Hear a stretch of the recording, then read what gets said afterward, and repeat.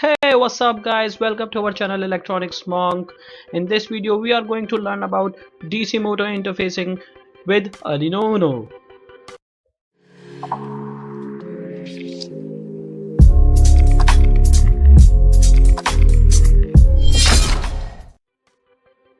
So guys, if you haven't subscribed us, please do subscribe us. It's totally free. On this channel we are sharing tutorials regarding embedded system, electronics, Arduino and many other things. And in this video we are going to learn about interfacing a DC motor with our Arduino Uno. So let's dive deep into it. So guys, as you can see here, we are looking at the Arduino specification, and Arduino is working on a 5 volts. The input voltage is 7 to 12 volts, but the thing is, all the the input and the output pins are giving us a current of 20 milliampere, which is extremely low. Okay, basic motors that we are using for in our robotics or for our hobbies, the motors that we are using, basically they need at least 600 or 500 milliamperes. So we can't connect a motor directly to a microcontroller or directly to our Arduino. For that one we need a motor driver IC. Apart from that one, all the motor driver IC have H bridge in themselves. The one that we are using have a H bridge in itself. So we firstly have to look what an H bridge is. So let us just see. So this is what a H bridge is all about. It's nothing but just a kind of a switch. You can see in this figure that if we are passing a voltage and the current goes from S1 to the motor and then coming out of S4, then motor will run in one direction.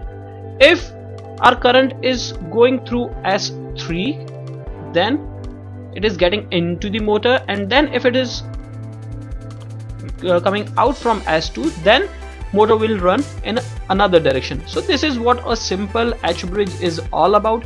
We can create this H bridge using transistor. We can use that transistor as a switch, and then we can do all these things.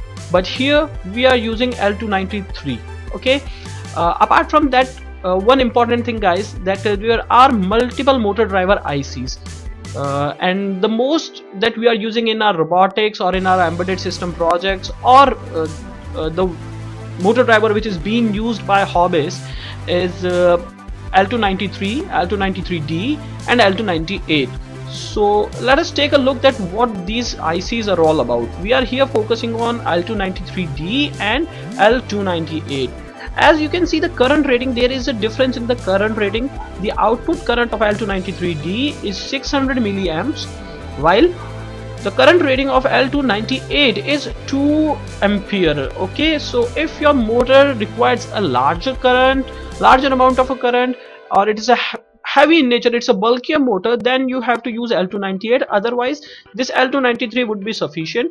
The voltage on which it can work is up to 36 volt, so we can give around 12 volts, and we can give at maximum voltage that we can provide to our L293D is 36 volt, while here we can give maximum 40 volts. Okay, and the power dissipation is really, there is a drastic change. The power dissipation for L293D is 5 volt, and for L298 is 25 volts. Okay, so basically this L298 is being used when the motor is heavier in nature, when the specification of motor are completely different.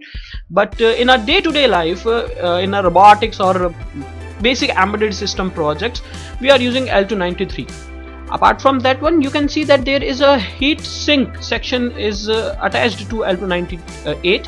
So we can directly mount our heat sink, screw it directly with our IC, so that if it is getting heater, then that heat will be dissipated with the help of heat sink.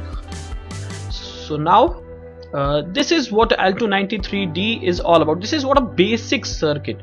Okay, we will implement this basic circuit in our Proteus 8, and then we will connect this L293 or L293D with the Arduino, and then we will try to simulate that, okay, how we can run a motor.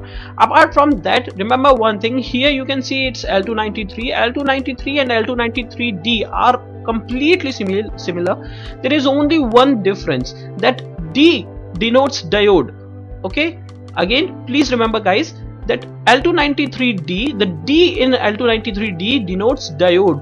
Those diodes are the flyback diode.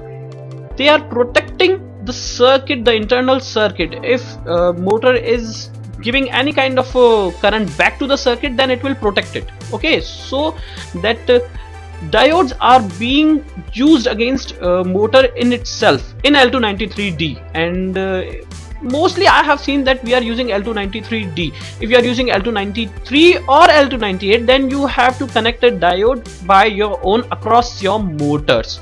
Okay, so let us go into Proteus and let us try to create a new project first of all, and let us name our project. We'll firstly have to select this from development board, and we'll use Arduino 328, and we'll name this one as Arduino underscore motor interfacing. That sounds good. Okay, so let us start it. So this is what our Arduino is all about. Now we have to click here on this P. It will pick up our device. We are going to use L293D. Yeah, so here it is. The device name is L293D. You can see that there is a PCB preview, and this is what L293D is all about. So we have to DC motor.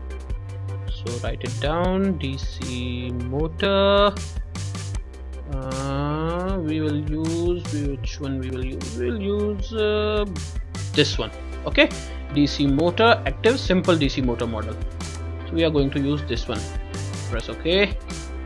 Now what we have to do, let me see, where is our L293D? Here it is. Here is our L293D, and here is our motor.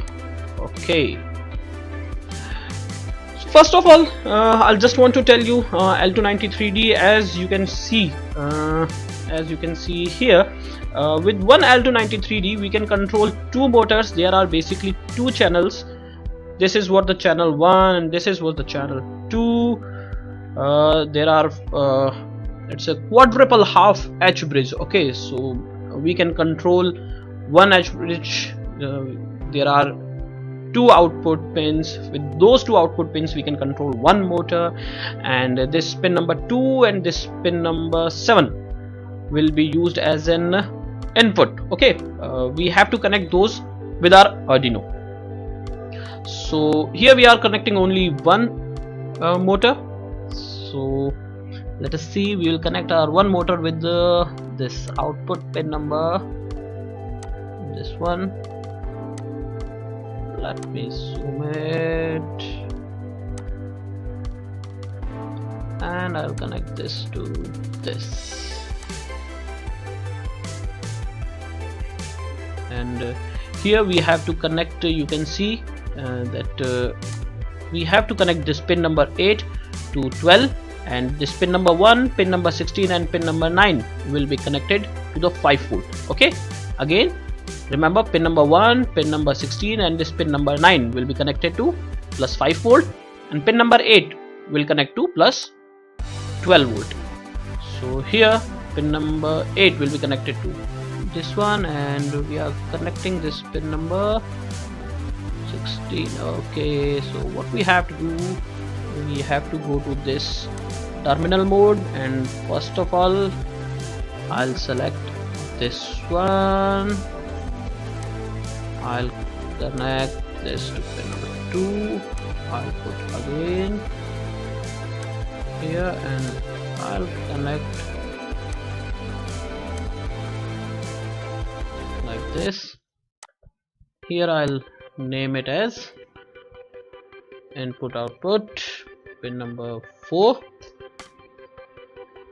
and here I will name it as input output pin number 5. Sounds good, sounds okay. And then we have to connect ground. So let us select ground here. This is what the ground is, and let me connect this ground. We have connected it to the ground, and these are 9 and 10 number pins, and this is what is. So I'll take a power,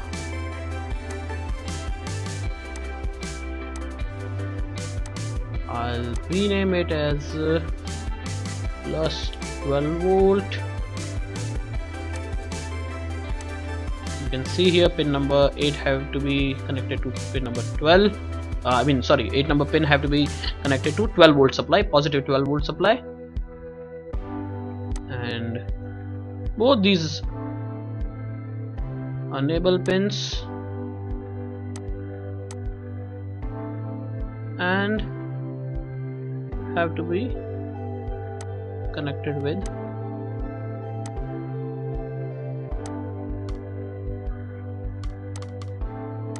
5 volt. This have to be plus 5 volt, and this also have to be renamed as plus 5 volt. Yeah, we have done it. Okay, anything else? Do we require anything else? No. It seems that we have done it correctly. Okay, so now what we will do, we will done our programming. Remember, we have connected our pin to pin number, the input pin is to pin number 4 and then to the pin number 5. Okay, so programming is like extremely simple, it's extremely easy. We have to do this pin mode,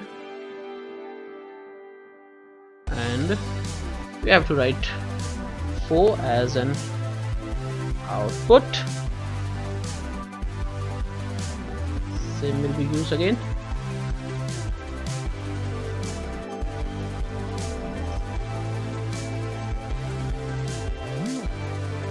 Five as an output. Okay, and then we'll write it down like digital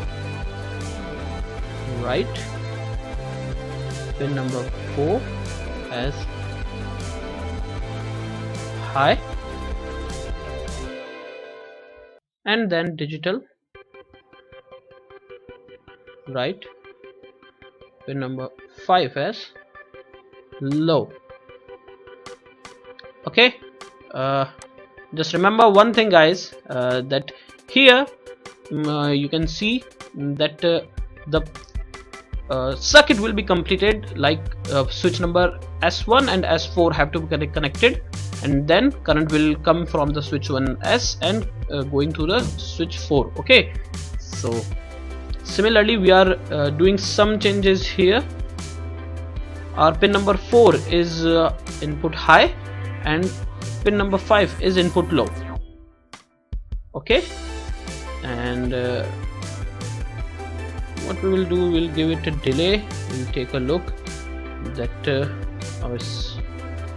give a 3-second delay, that will be sufficient, and then we will use this code again. We don't have to write it down again and again. We will copy this. Oh shit, Control Z. Okay, we'll copy this, we'll paste it again, and we'll change the logic here. We'll write it low and then we'll write it as high. Okay, everything seems to be good, everything seems to be fine. Now let us go here and try to simulate this one.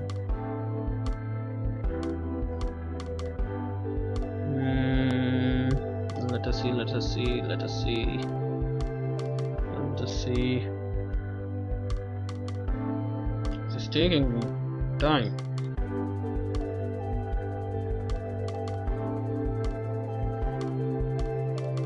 Okay, simulation is started, and now you can see it is running in one direction, and then it is running in another direction. See, good, great, it's running awesome, isn't it, guys? Quite simple, isn't it? simulation is working perfect, each and everything is working perfect. So if you like this video, please press that like button. If you want to share it with your friends. As I've told you, we are sharing tutorials on many topics related to electronics, embedded system, analog electronics, Arduino, and please do subscribe us if you haven't subscribed us here till this time. And I hope to see you all again. Thank you for watching this video. Have a nice day.